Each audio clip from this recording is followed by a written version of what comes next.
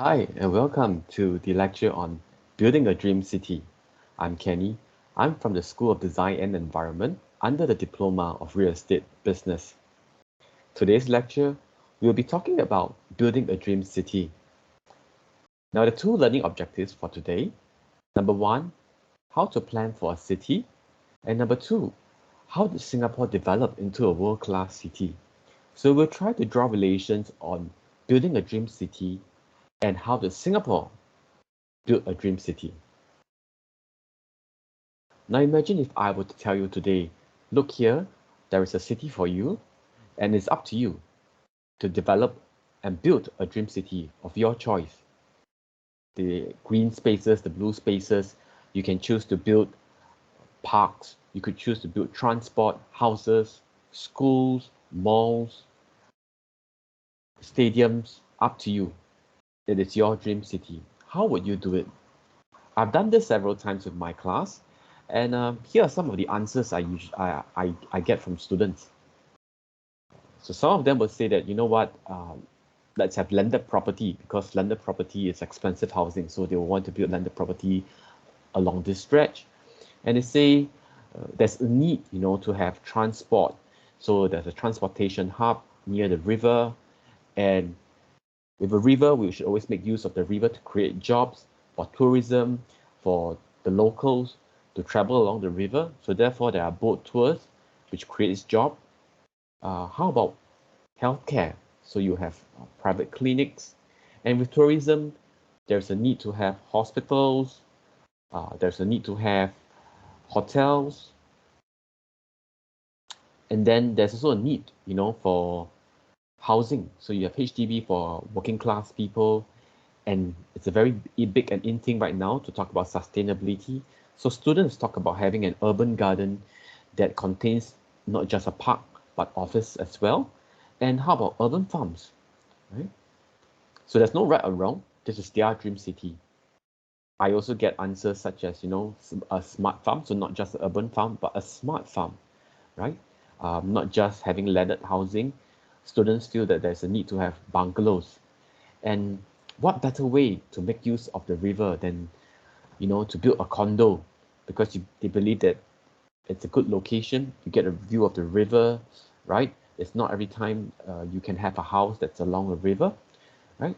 So students also feel that there's a need to have F&B. So you have pubs, you have hotels, you have hospitals, and very importantly, Singaporeans love to shop. So why not have malls, shopping centers, right? This is not just a place for people to gather. It's also an opportunity to create jobs.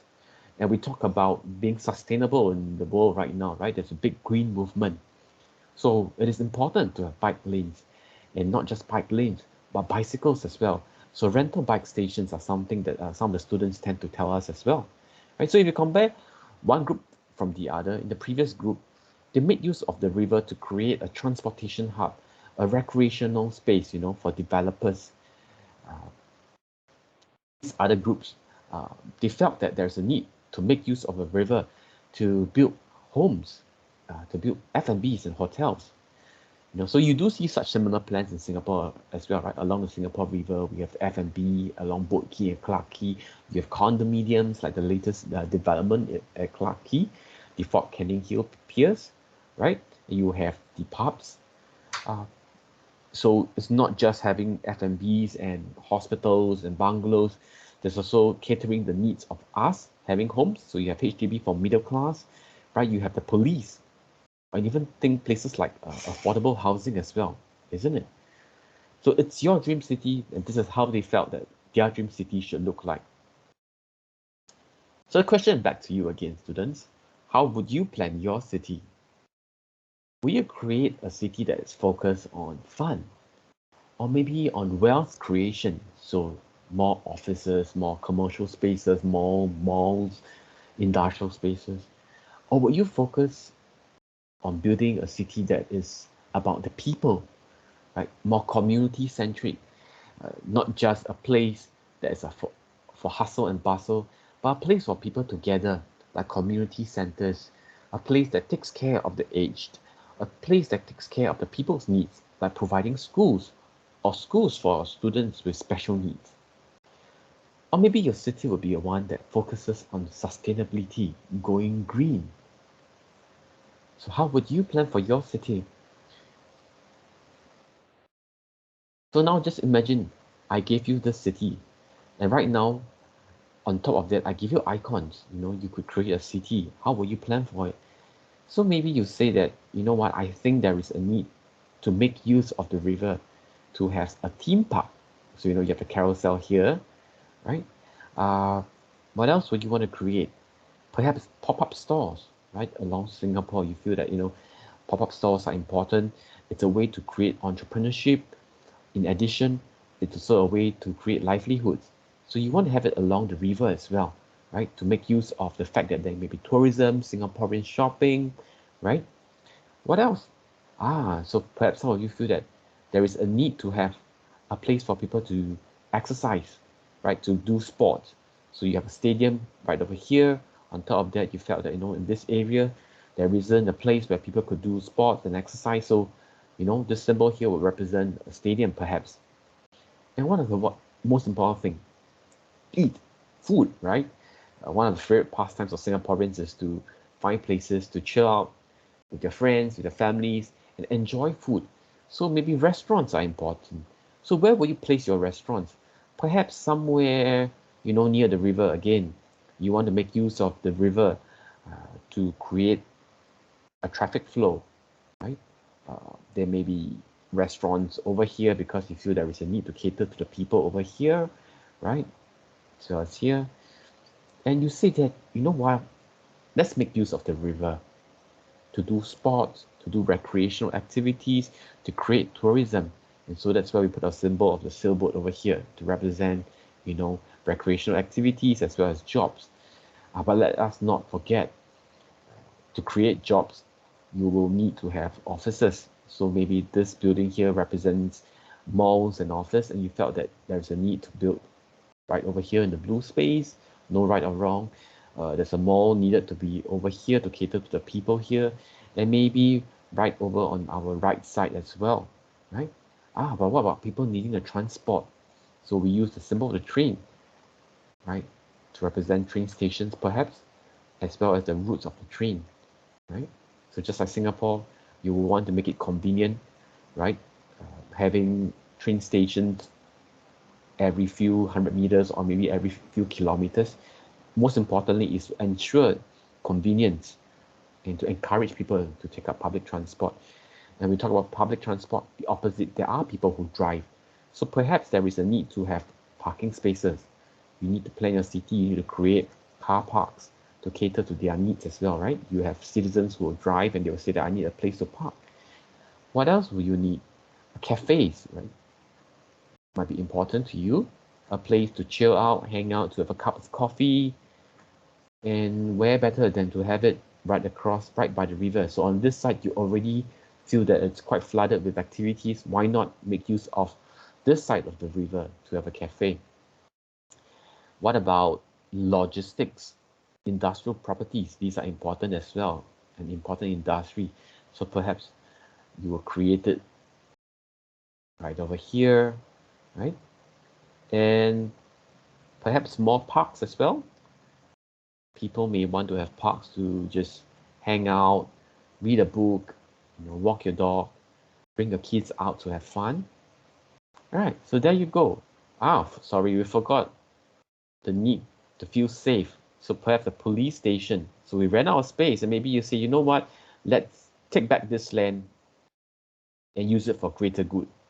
So we're going to have a police station over here, and in case of emergencies, we will need to have hospitals as well. So there you go. This is our dream city right here. Right in a short span of a few minutes, we have done a dream city. Are you happy with it?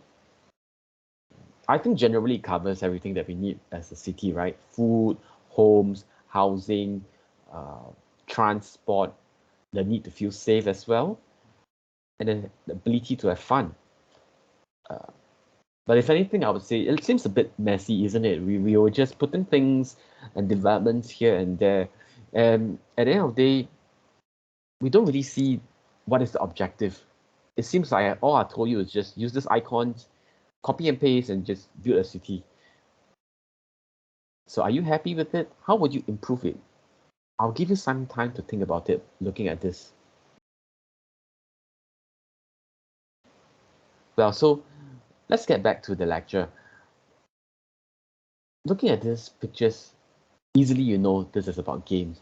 So what does game and planning a city have in common?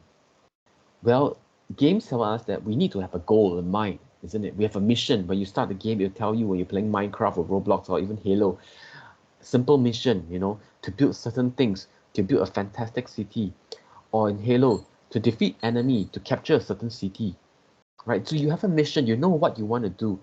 And what is more important is at the end of this whole game itself, you have a reward that, makes you feel good about it. So you have a goal, you have a mission, and when you complete it, it's not finishing it empty-handed, but you actually have a reward. So this is the same for a city as well. Planning a dream city, that is your mission. But what is the reward? Well, I can tell you the good, the bad, and ugly about planning a dream city. So in our module, in our school, we term this as urban planning, planning a dream city. And the good thing about planning a dream city or urban planning is that with good urban planning, it's like this picture right over here, your city looks neat. You could easily tell where is housing, where is the commercial areas, where are the offices, where are the parks, where are your malls, there's space, there's a balance of needs, and it meets everyone's expectation. When you have poor urban planning, it can get really bad, right? So like the picture over here, you could see overcrowding at a train station. There are houses built along the train station as well. There are people doing pop-up stalls right by the train station. In peak periods, there may even be a case where transport cannot come on time because of poor urban planning. People may be on the railway tracks, businesses are there, they're not moving away, and as city grow, people are crowding around the popular areas. It makes sanitation an issue. There may even be crimes, right? So that is the bad thing about not having good urban planning. So planning a dream city, but not having thoughts and a proper plan to it can affect your dream city. It might become a nightmare city, or it might also become an ugly city, right? So on first look, this city looks all right, not much of an issue. But if you look carefully, you realize that you have low settlement, perhaps even slums along the river, right next to your tall skyscrapers, right next to your park, right next to your CBD offices where it brings in the most wealth and boosts the country's economy. So a bit of a disjoint, isn't it? And we do see this if you do get to travel around the world, that in the city itself, you have slums, you have squatters, you have people who are homeless right next to your CBD, right next to your transport hub, because these are places where they could easily get jobs, they could easily get money, right? Or perhaps they have nowhere else to go, and this is the safest place they could find. Right? So planning a city involves the need to have a goal in mind. This is a map of, if you have not recognized by now, Singapore, right?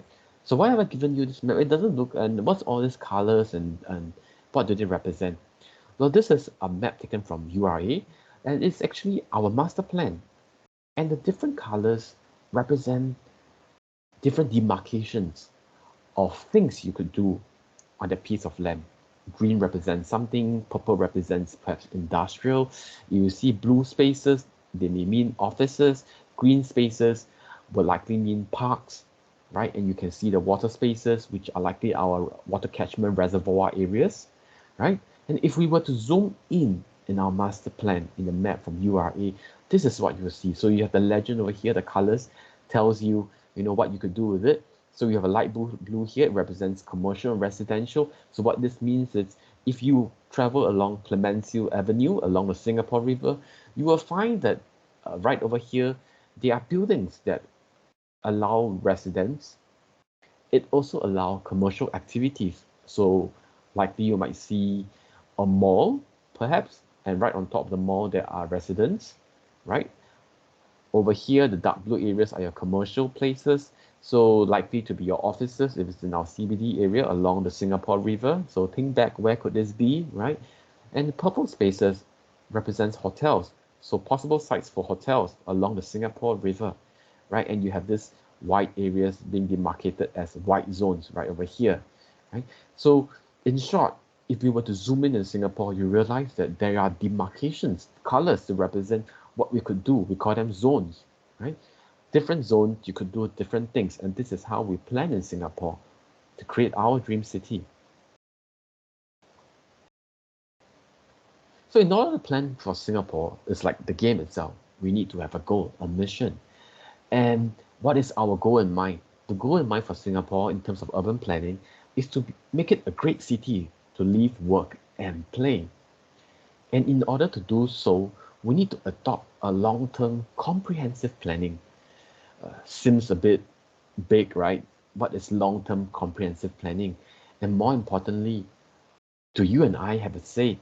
Do we just start putting icons and we say that, hey, we want to have a school here. I want to make sure that my office is here. I want to be my home to be right next to the Orchard MRT station. Can we do that? Or is there an organization out there that is doing this planning for us to create a dream city?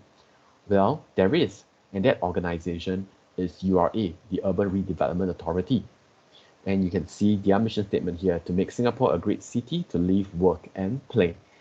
So the URA is an organization, an authority in Singapore that helps to plan for Singapore, to make it a city that is great to live, work, and play. So in the short, it's like you, making it a great city to make it into a dream city. So how does URA do that? Well, URA has broad strategies. They identify land for various needs and to establish Singapore's overall development pace. More importantly, is to balance these economic, social, and environmental considerations. So in simple terms, it is to balance our needs of having jobs, so that's our economic, having homes, right? Your social, and the community and environment. So this would be like places like your community centers, your parks, your malls, and to ensure that they are green, right? So this is URA's main role. You balance the need. So Singapore, a big piece of land, or really not so big. How do you balance the needs of everyone here? People who need to work, people who need a home, people who want to have a park. And how do you make it a dream city? So it's very important to balance these needs. So how do we do that? Well, remember the earlier slide, we say that Singapore adopts a long-term comprehensive plan. So the long-term plan here, Singapore uses concept plan and master plan. So the concept plan, it's a development plan that guides Singapore for the next 40 to 50 years. So it's really long-term, looking forward for the next 40 to 50 years. So it's about balancing the strategic land use and transportation. And more importantly, is to meet the needs of the population and economic growth in long term. So to summarize, it is about the main mission. What is the end goal in 40 to 50 years? How are we going to be prosperous as a city, but balancing the needs of everyone? And we move to the master plan. So you have this broad 40, 50 years plan, but we can't just be sitting here to do nothing and wait for it to happen, isn't it? So how do we get to that? We create little milestones along the way, the next 5, 10 years. And we call that the master plan. So it provides more details for implementation. It helps guide Singapore over the next 10 to 15 years. So the little milestones to get to that big picture, the concept plan that we have, right? The 40 to 50 years plan, the end mission. So for example, in Singapore, we have the master plan in 2019. And the aim for that was to create a inclusive and sustainable and green neighborhoods with community spaces and amenities for all to enjoy. And we have themes within our master plan. So you have that 10 to 15 years goal, right? And then how do we break it down further? We have themes such as livable and inclusive communities, rejuvenating familiar places, local hubs, global gateways, a sustainable and resilient city of the future. So what it means is, Singapore aims for the next 10 to 15 years to rejuvenate familiar places. Will be places like Toa Payoh, Queenstown. You know, sometimes you go there, you find that it seems a bit dated in terms of amenities and facilities as compared to your newer towns like Punggol, Sengkang with newer malls. How do you rejuvenate? Bring in life, perhaps build more parks, build more community centers, maybe perhaps a mall, right? Or upgrade the buildings itself, give some form of enhancement. And you want to make sure that while we are building more malls, hotels, making a place of wealth and growth, you want it to be inclusive as well. There are people in Singapore who need help, right? We're talking about people with special needs, people who perhaps are handicapped. You don't want to keep building skyscrapers and you forget the fact that our handicapped Singaporeans may not have the ability to get to there. So if you observe bus stops, our buses, right? They are now more inclusive. Our parks, perhaps certain spaces are more inclusive for these people as well, right? So this is how we plan forward, not just, let's build a city with a lot of skyscrapers and make it more Instagrammable, but how do we make sure that we balance the needs of everyone? So again, I told you this is our master plan, right? This is what we want to do. These are our themes. This is our mission.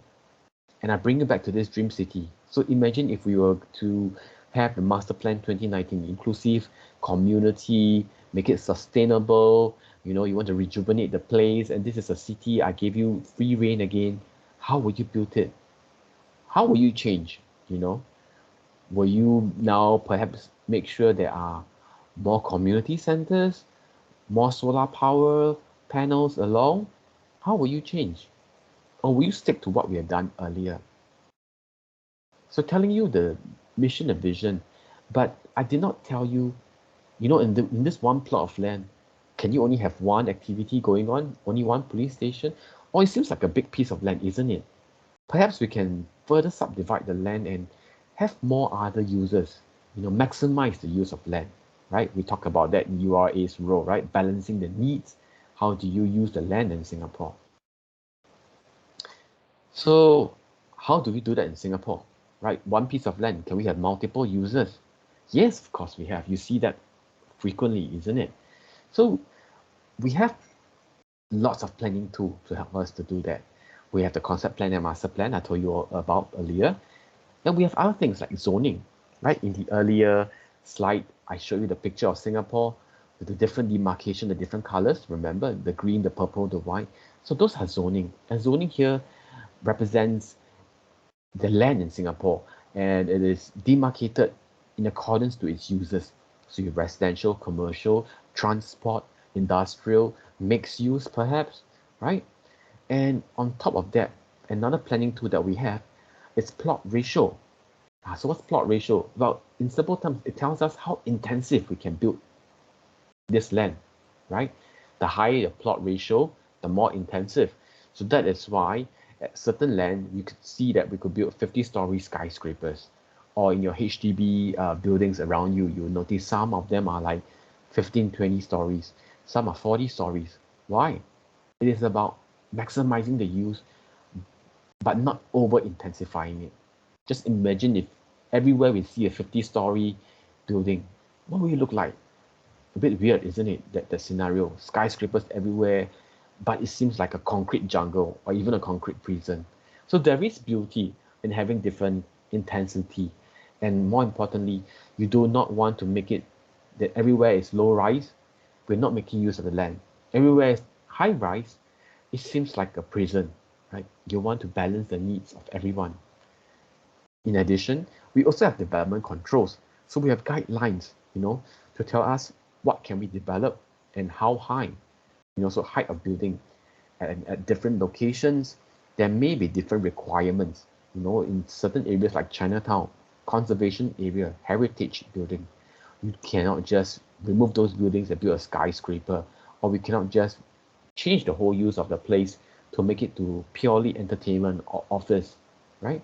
We need to balance those needs of tourism as well, of the people as well. So, over here, remember we talk about the zoning, different colors, and you look at the number 2.8, 5.6, 3.6, what do they represent?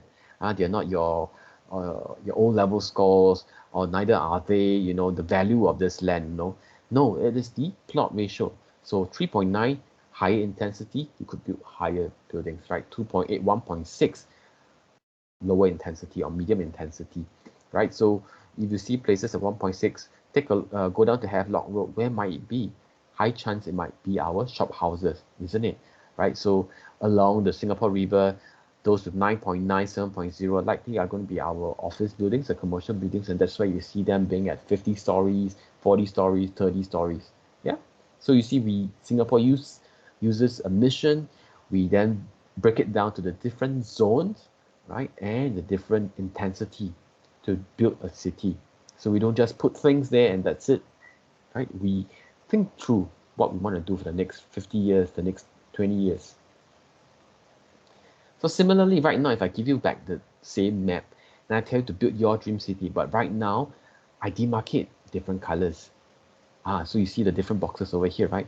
So perhaps the red box represents commercial buildings, right? You could build malls, you could build offices.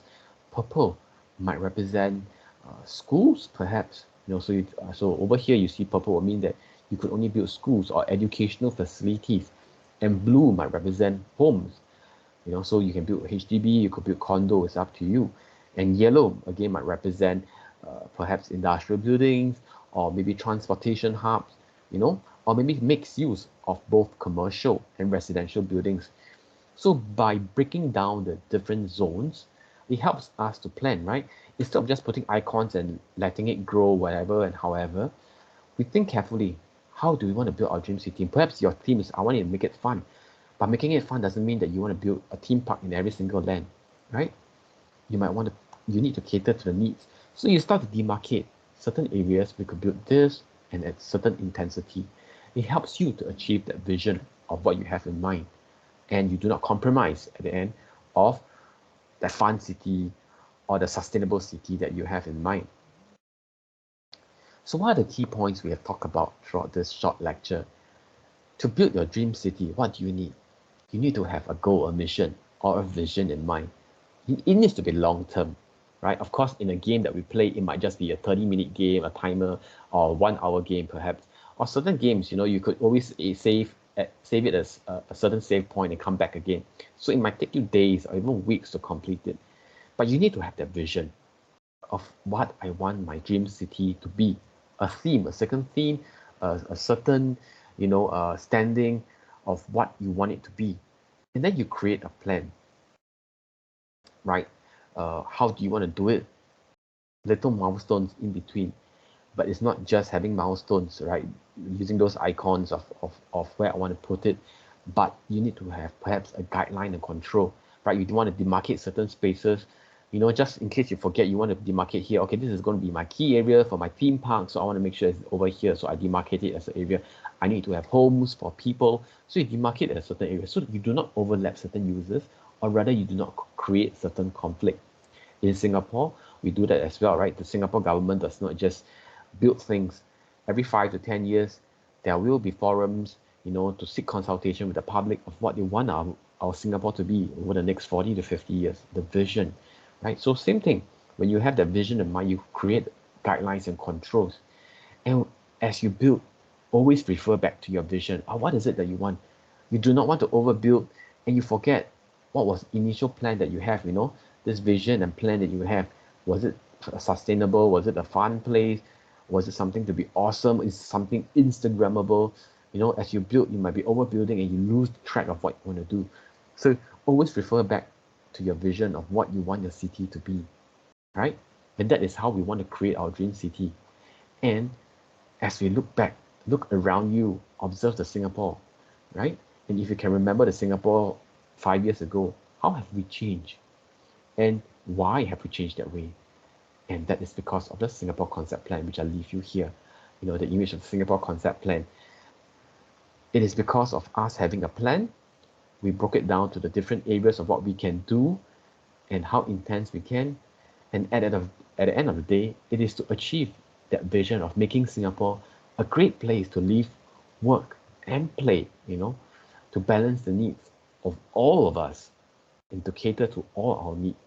And that is how Singapore plans itself into a dream city. And that is how you can plan your dream city by having that vision in mind.